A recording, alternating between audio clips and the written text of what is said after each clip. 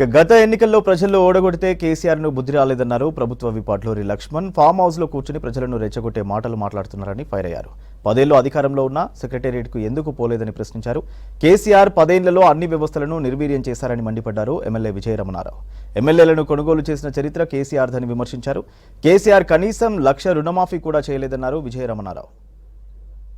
తీర్పు ఇచ్చిన తెలంగాణ ప్రజానికమంతా కూడా మార్పు కోరుకొని తెలంగాణ ప్రజలంతా స్వేచ్ఛాయుత వాతావరణం లోపల ఈరోజు రాష్ట్ర ప్రజలందరూ కూడా నియోజకవర్గ స్థాయి నుంచి మొదలు పెడితే జిల్లా స్థాయి నుంచి మొదలు పెడితే రాష్ట్ర స్థాయి ప్రజలంతా కూడా ముఖ్యంగా ఈ రాష్ట్రంలో 10 సంవత్సరాలు పరిపాలించినటువంటి కేసీఆర్ గారు కానీ మంత్రులు గారు కానీ సెక్రటరేట్ పోలేదు.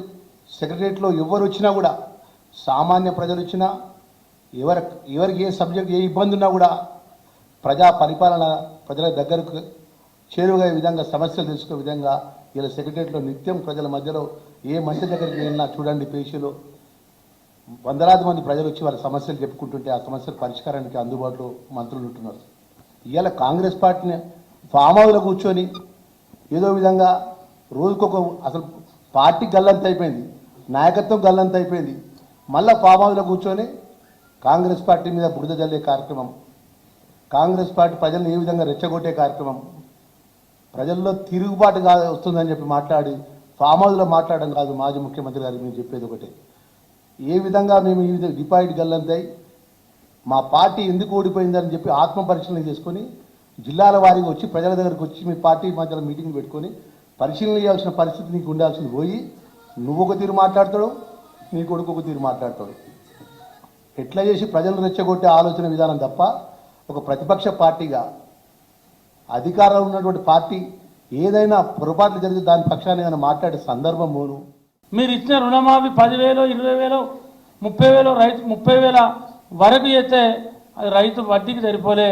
రైతు వడ్డీకి కూడా బ్యాంకుల మరి సరిపోకుంటున్నటువంటి సందర్భం. ఇవాళ అటువంటి పరిస్థితి రైతుకు రావద్దు.